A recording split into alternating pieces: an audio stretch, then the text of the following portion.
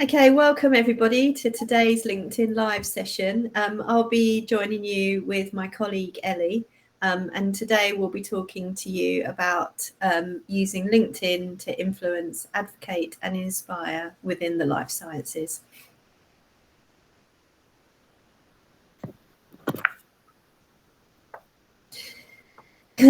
So we are Social Elements, and we help businesses with their social media marketing.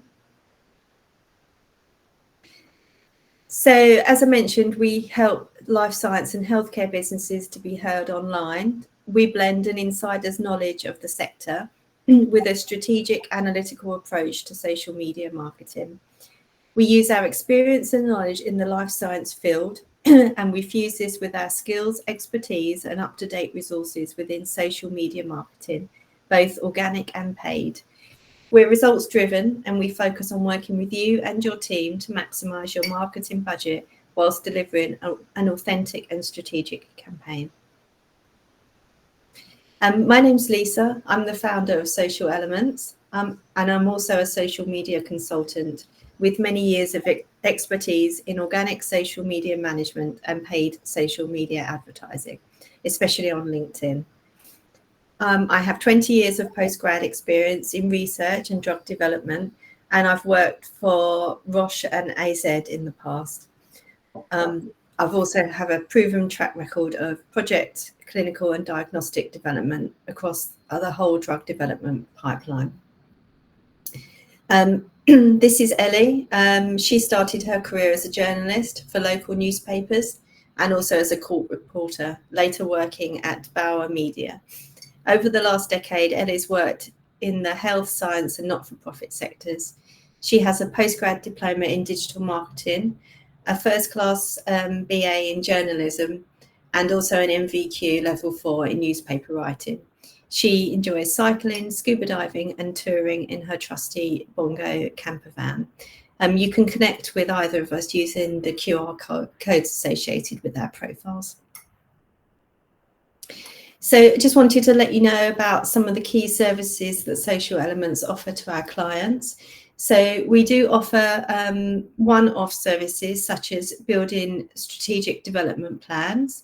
That's where we go and look at your digital marketing activities and we provide a plan for you to implement those activities moving forward. We also provide ongoing retained services where we look after your organic and paid social media marketing activities. And of course, we also help with things like employee advocacy and thought leadership. And then finally, we also help with training and consultancy. So a lot of companies just want a bit of support, a bit of hand-holding and a bit of guidance as to how to implement social media in their organisation, and we can provide that. So our values are that we are knowledgeable, curiosity-provoking and strategic. We're scientifically minded, but we're not just for science-based businesses. So on today's agenda, we'll be covering all things advocacy. We'll be running through the visibility gap as we see it in life sciences. We'll talk to you about what employee advocacy is and also what thought leadership is. We'll then move more into some case studies. We'll discuss what can go wrong with advocacy programs and what can go right as well. And then we'll move into the two services that we have on offer to support advocacy programs. One is the employee advocacy program and the other is a thought leadership launchpad service. So first up, let's talk about the LinkedIn visibility gap in life sciences. So most life science organisations already have all of the thought leadership that they need. It's just not visible. Inside every R&D, regulatory or commercial team are incredible experts solving problems every day, but very, very few of them are active online. They're what we call hidden experts, people with deep authority who aren't yet visible beyond their immediate network. Often, they don't have the time, confidence, or simple tools to share what they know. And we hear time and time again that employees and senior leaders feel unsure about posting online, worried about compliance and regulatory issues, or the value that they can bring to the organization. Often companies post company page updates, but these often fail to carry the energy that real people can bring. And on top of all that, the LinkedIn algorithm favors personal content and downgrades the importance of company content. And so while brands are invested in content and events, their most credible voices are still offline and unheard. And that's the gap employee advocacy is designed to close, by helping those experts translate their day-to-day insights into relatable, trusted communications. So some stats then, that we know that this year alone, that posts from people, not company pages, get much more engagement, and that's at least 5 times more engagement than company page posts. And I hear from people time and time again that, you know, company pages are dead in the water. Is it worth doing them? It is worth doing them, but we also need to utilize our people as well. And over the course of 2025, it's been shown that company page post visibility has decreased from about 2%, which was already pretty low, down to 1.5% of total feed distribution. And we also know that posts shared by employees achieve a whopping 168% more impressions than the same post published directly from the company page. So employee advocacy is one of the most powerful and underused tools for visibility on LinkedIn in life sciences. But what is employee advocacy? So put simply, it means empowering your employees to share meaningful, brand-safe stories about their work, expertise, and company on LinkedIn or other professional social media platforms. And importantly, it's not about turning them into salespeople. It's about helping them feel confident, sharing insights, commenting on industry conversations, and showcasing the real science and purpose behind your organization. So why does it matter? Because people trust people far more than they trust brands. As we have seen in the previous slide, LinkedIn's research shows posts from employees are typically seen and engaged with up to 5 times more than company updates. And for science-based teams, that level of trust and authenticity is gold. When your scientists, engineers, or client-facing experts talk about what they know, it builds credibility for your organization and opens up new relationships organically. So the goal then of employee advocacy is to activate those voices by giving teams structure, confidence, and practical tools to share safely and consistently. But let's not forget your senior leaders. Your senior leaders and subject matter experts are the secret sauce of your business. They have a wealth of unvoiced expertise, which when used appropriately is worth its weight in gold. So these senior leaders can be authoritative, yet relatable at the same time. They can become the trusted voice of both the organization, and they can also lead the rest of their team as well. There really are truly advocacy in action. They share their ideas, and then employees can also share on as well. They should have a strategic focus. It isn't just about self-promotion, it's about promoting themselves and the company, and therefore building credibility. And the outcome generally is that when leaders speak thoughtfully on LinkedIn, they become magnets for opportunities, collaborations, and also for increasing talent within their organization.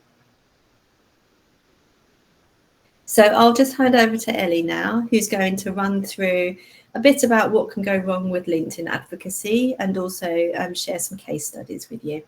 Thanks, Ellie. Thank you. Yeah, so one of the first things that we need to look at is a lack of clarity. It's one of the biggest challenges that employees simply don't know what they can or can't post. So if boundaries aren't clear, people hesitate, they become inconsistent, some go completely silent, not because they don't want to contribute, but because they're afraid of stepping over a line they can't see.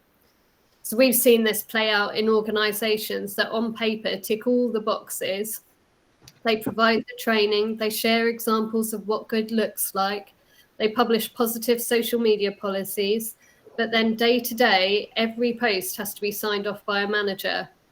And what happens then? So employees spend time crafting something meaningful, only to have it picked apart or quietly dropped. They learn very quickly that the safest option is to do nothing, and over time it erodes trust, shuts down creativity, and sometimes even pushes people to leave.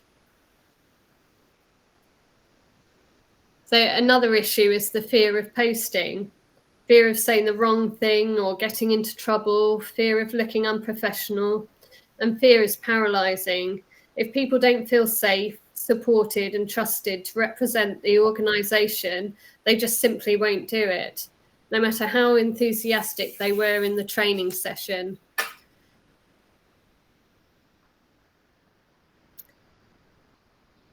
Another issue is the sense of value or purpose. If employees don't understand why posting matters, it will never become a priority. They're always already busy, and if advocacy feels like extra work with no personal benefit, it will always fall to the bottom of the list. But when people see that it grows their visibility, it enhances their credibility and builds their network, it can open professional doors, then everything will change. Advocacy stops feeling like a task and it starts being an opportunity. So it's really important to explain how it supports business growth and personal brand development. Share wins with other team members, show the visibility, reach, conversions and leads that it generates, and then people will start to see the personal benefits. So another issue is regarding leadership not leading. One of the strongest signals in any organisation is how leaders behave. If senior voices stay silent, employees quickly interpret that that is the safe behaviour. We've also seen the opposite, and the difference is dramatic. In one organisation, the CEO and leadership were engaged. They regularly posted, shared best practice, encouraged staff publicly, and really led by example. Because of this, their behaviour matched their message. Advocacy naturally spread. The environments felt safe, engaging, and supportive.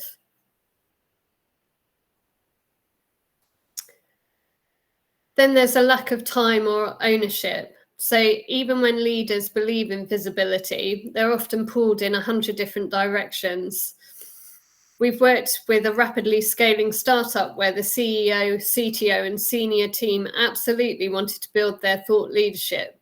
They understood its importance, but they didn't have the bandwidth. They were showing up with company updates, but deeper thought leadership needed more time than they could realistically give. So the solution was to broaden the voices. So the sales leads, product specialists, scientists, and engineers, all the people who had the experience became the ambassadors and the thought leaders. With a bit of support, they became the credible experts in their own right. When advocacy becomes a shared responsibility, then momentum becomes sustainable. And then the last barrier is the broadcast-only mindset. If the organisation or its employees only talk about themselves, people eventually switch off. Advocacy thrives through engagement, commenting, joining conversations, sharing insights, being human. It's not about shouting louder, it's about connecting better. So as you've seen, what really determines whether advocacy succeeds or fails isn't the platform or even the content, it's how people feel. LinkedIn advocacy fails when people feel unsure, under-supported, or unmotivated. It succeeds when they feel confident, encouraged, trusted, and when they're led by example. So the focus isn't on forcing activity, it's on creating the right environment. So one of the challenges we hear, especially from small companies and solo enterprises, is that they don't have enough people or for advocacy to work. But that's simply not true, as this case study shows. So this company was a life sciences consultancy, a solo founder with a contractor network. The founder was highly knowledgeable and well respected, but without a team to support content creation. He felt unsure where to start. He wasn't confident about what to say and wasn't convinced that one person alone could build meaningful visibility. So we positioned him as the expert because he genuinely was. He became the person who consistently showed up, sharing expertise, and spoke directly to the challenges biotech startups face.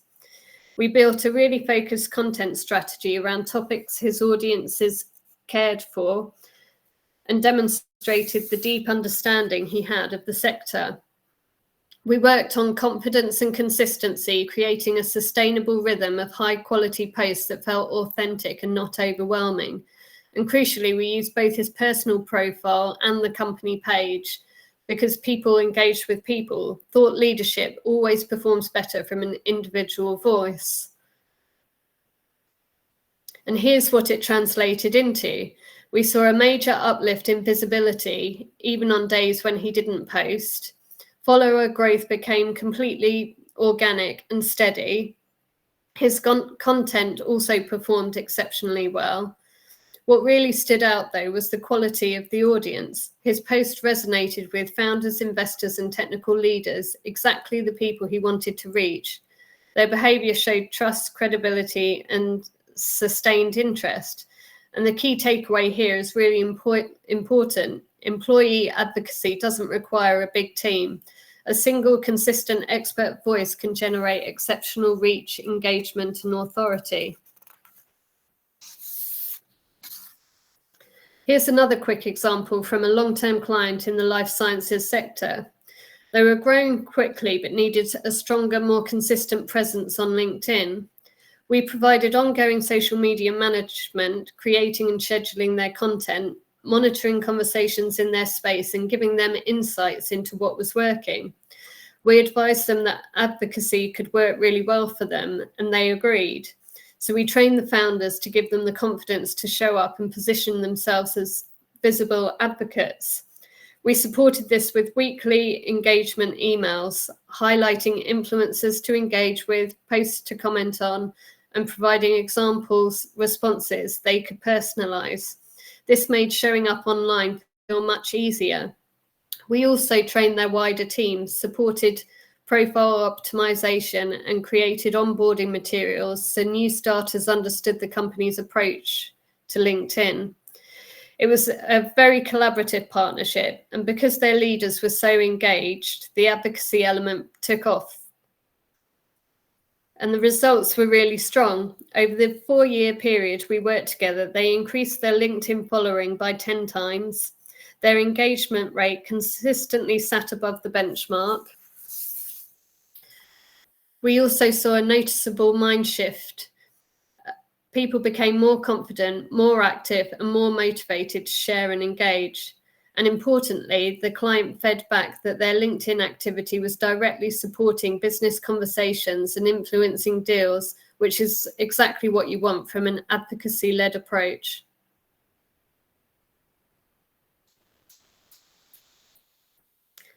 So I'm handing back over to Lisa now. Thanks, Ellie.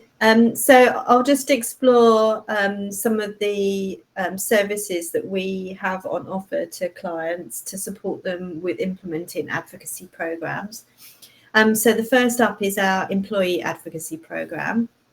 So this is a 3-month program, and the aim is to turn your staff into your biggest assets on LinkedIn.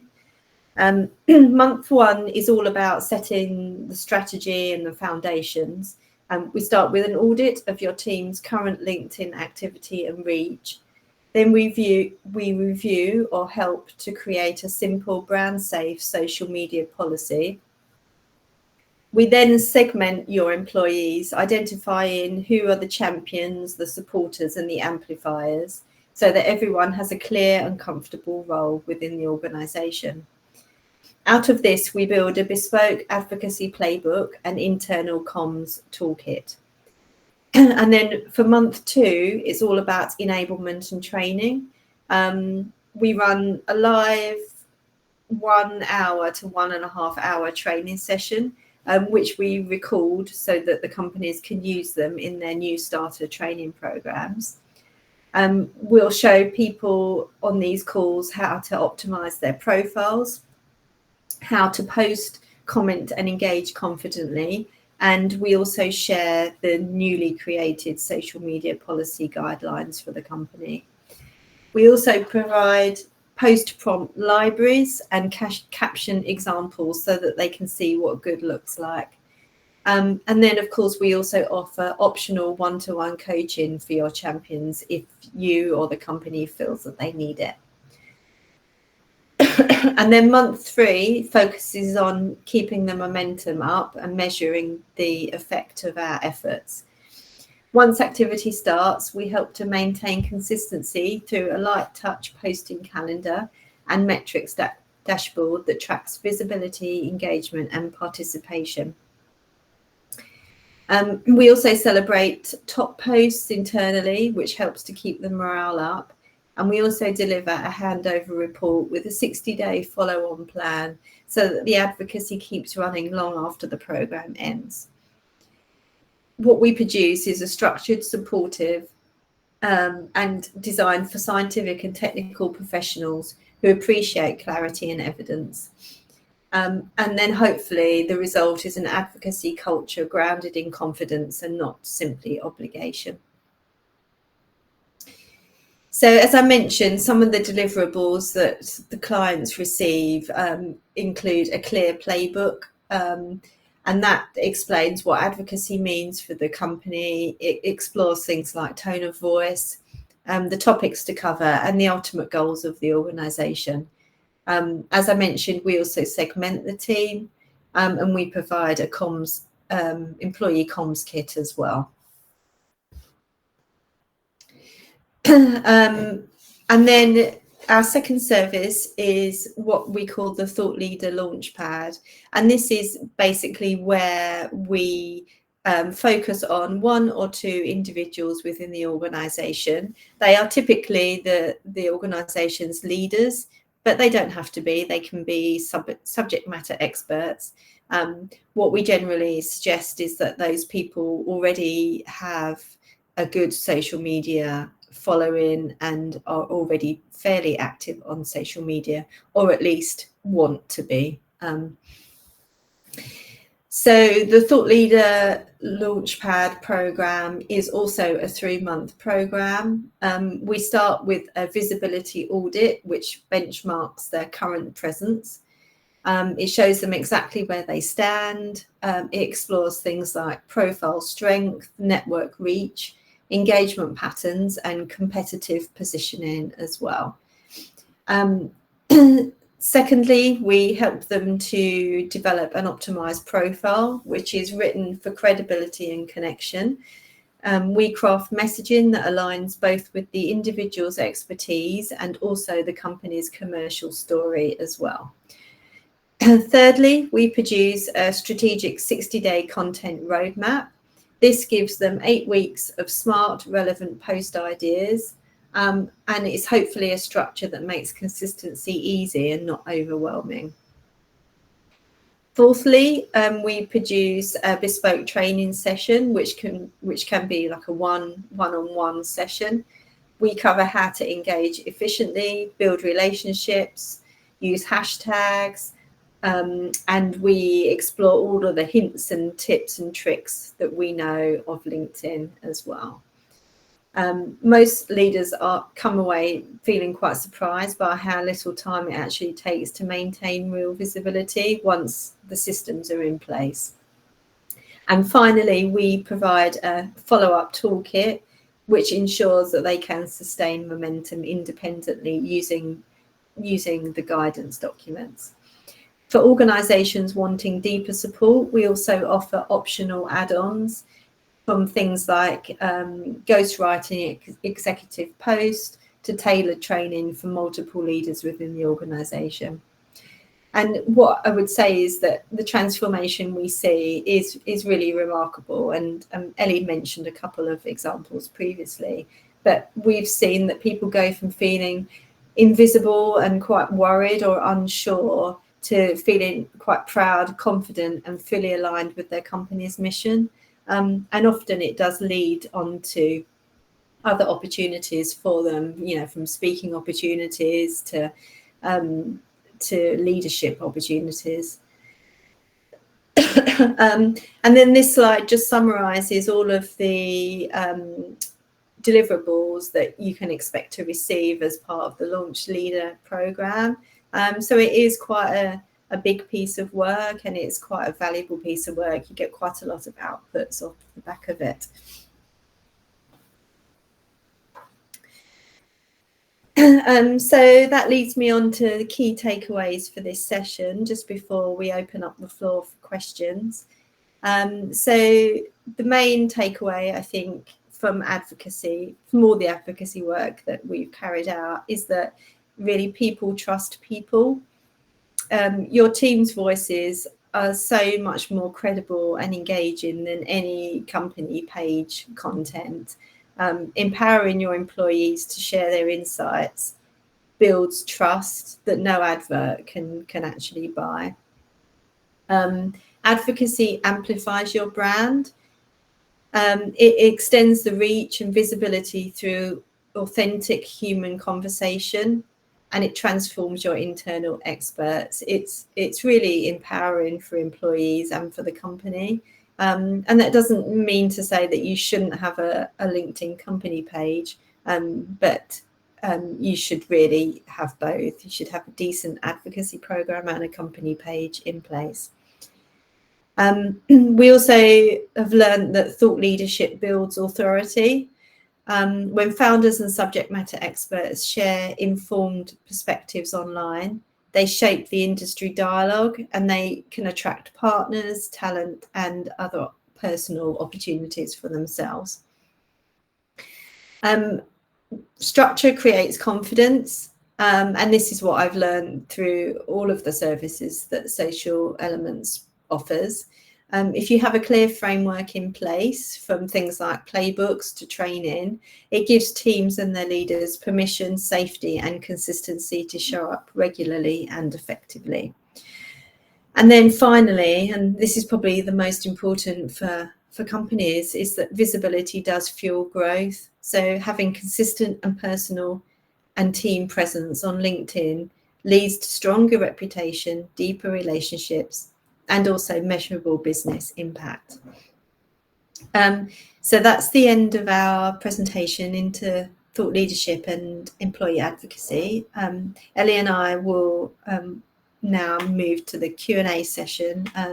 Feel free to post any questions in LinkedIn for us. Thank you for the first question. So the first question is, what if some employees are nervous about posting or worried about saying the wrong thing? I would say that this is a common concern, and it can be easily addressed with developing an internal social media policy and guidance document for employees. So the policies we put together, we work with the company to do that, but they're also ground in the regulations as well. So we adhere to the ABPI Code of Practice, and we make sure that the policies are worded to support that. We found that once employees understand what the company expects of them and what the company would like for them, and also how to use LinkedIn, that the nervousness tends to disappear. And especially if you incentivize the program or gamify in some way, then the nervousness tends to go away with time. Ellie, do you want to add anything to that?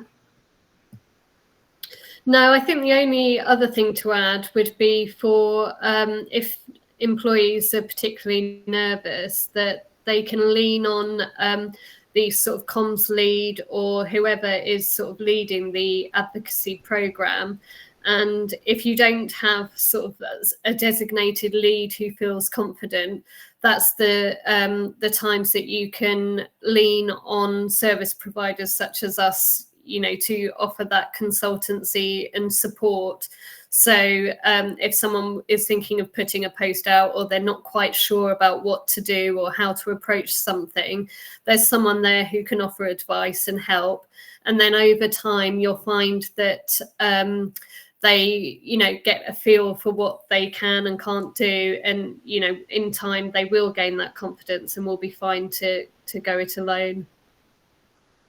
Yeah, thanks.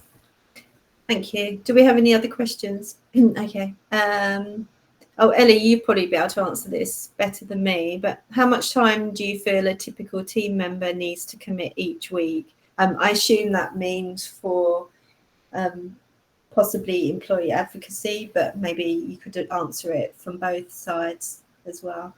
Yeah, so in terms of sort of posting on the company page, obviously, you know, you need the basics there, the grounding for your presence on social media and LinkedIn. So, for that, really, you know, the recommendation is around 3 posts a week.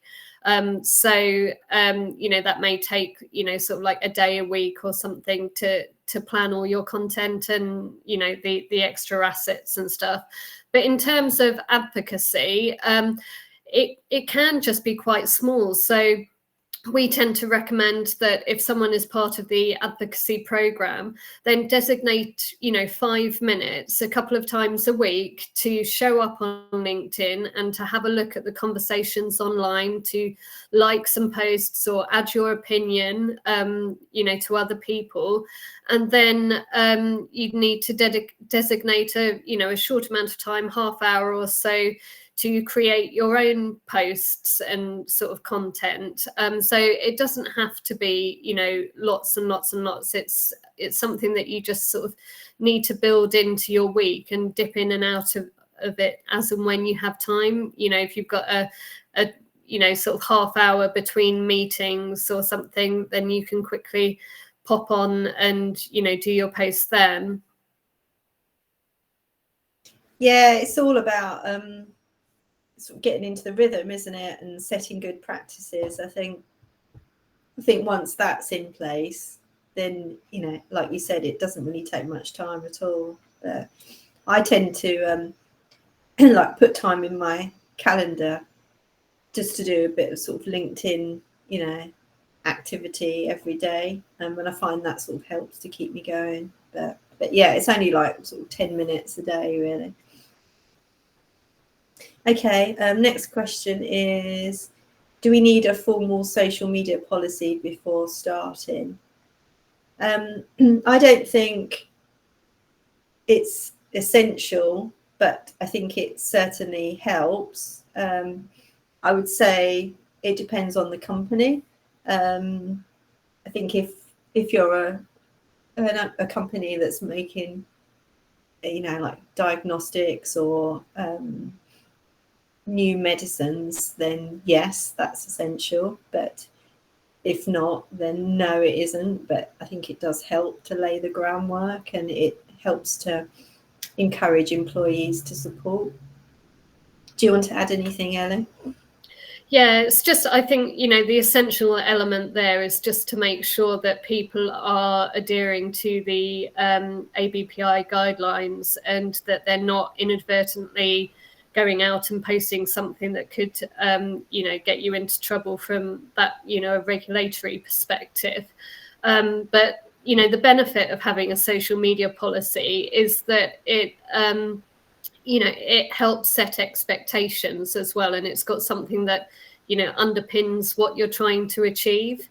And so that helps with giving people confidence. They can read that and get a feel for what they can and can't do. And it just helps to empower people in that way.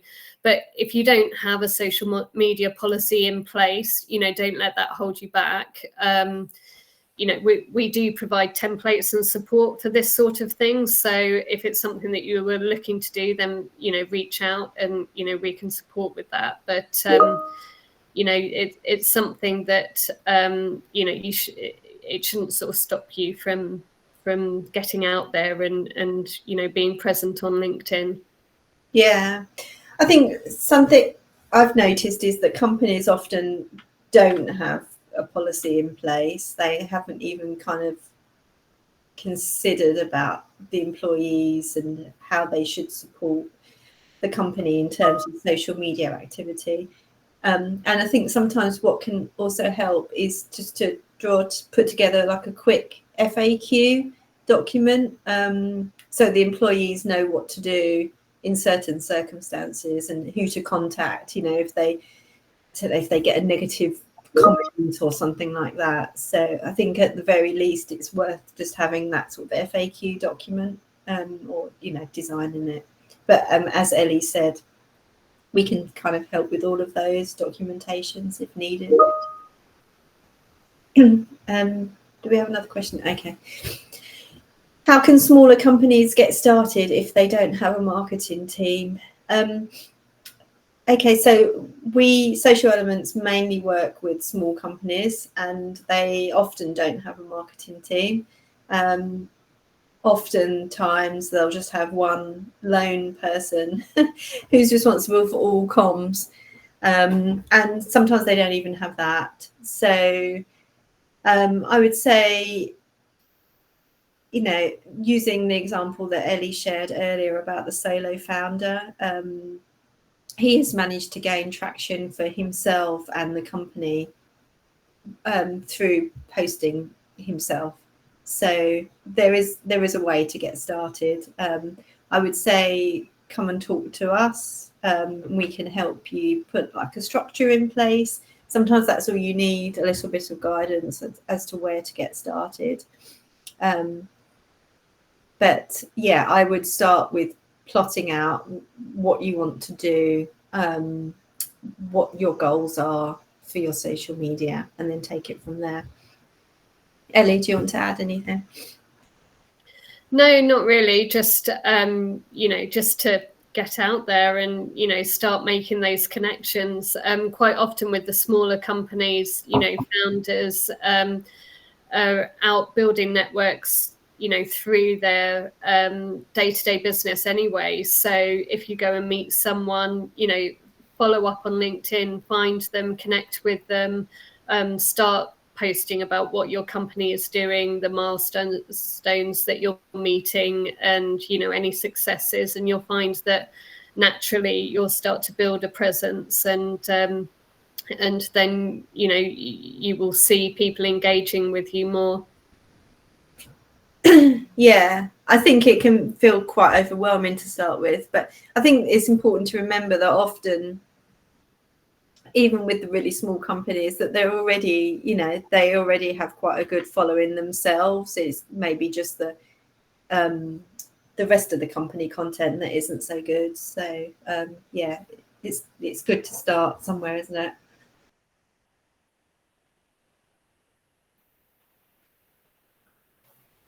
So what makes a thought leadership post stand out from ordinary LinkedIn content?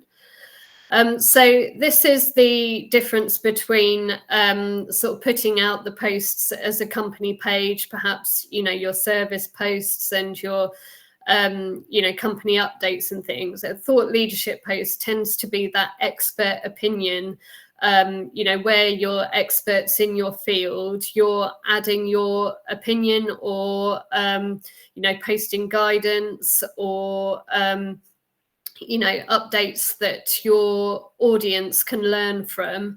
And these need to be attached to that expert to add the credibility and sort of authenticity to it.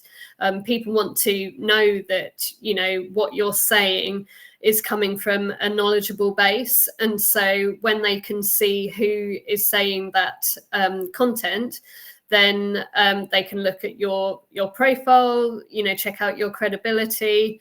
And so thought leadership, we use this as posts from those experts, the subject matter experts within the organization, and they're posted on their personal profiles, and then we quite often then amplify them through the company post.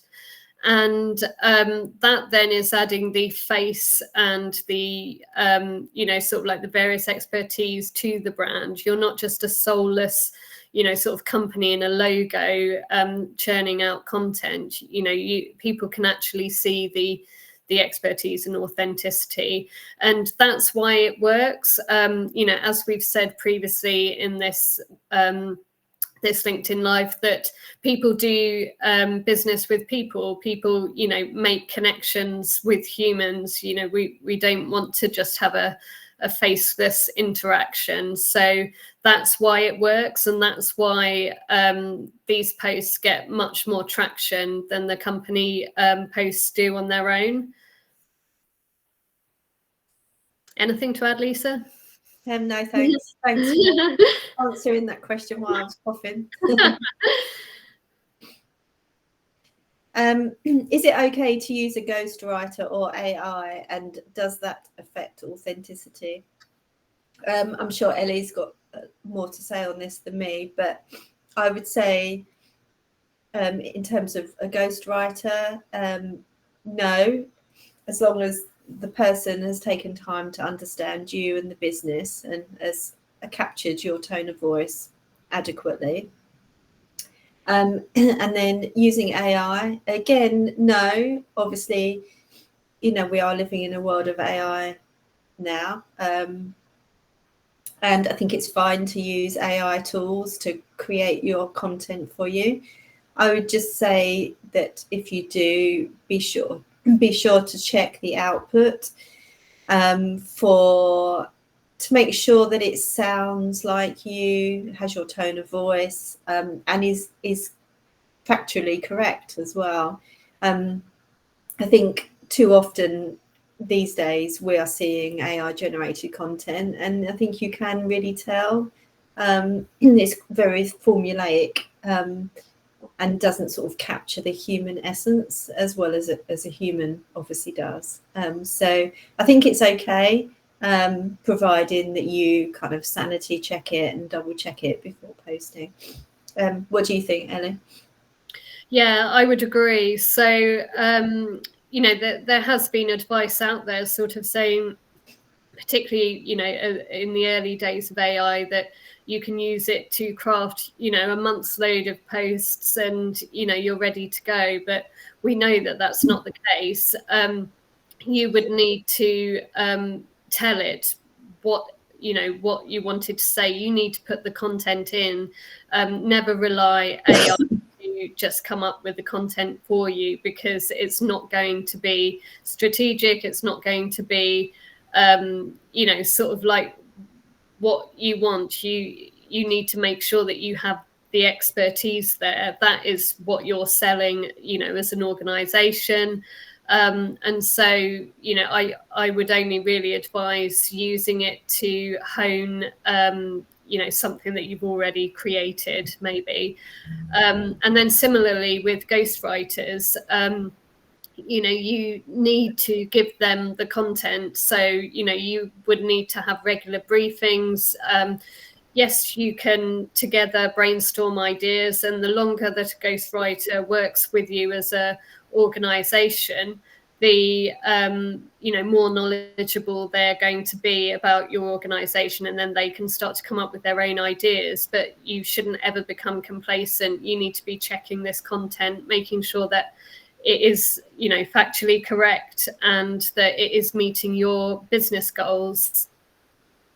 Yeah, thank you. I think this will probably be the last question that we have time for.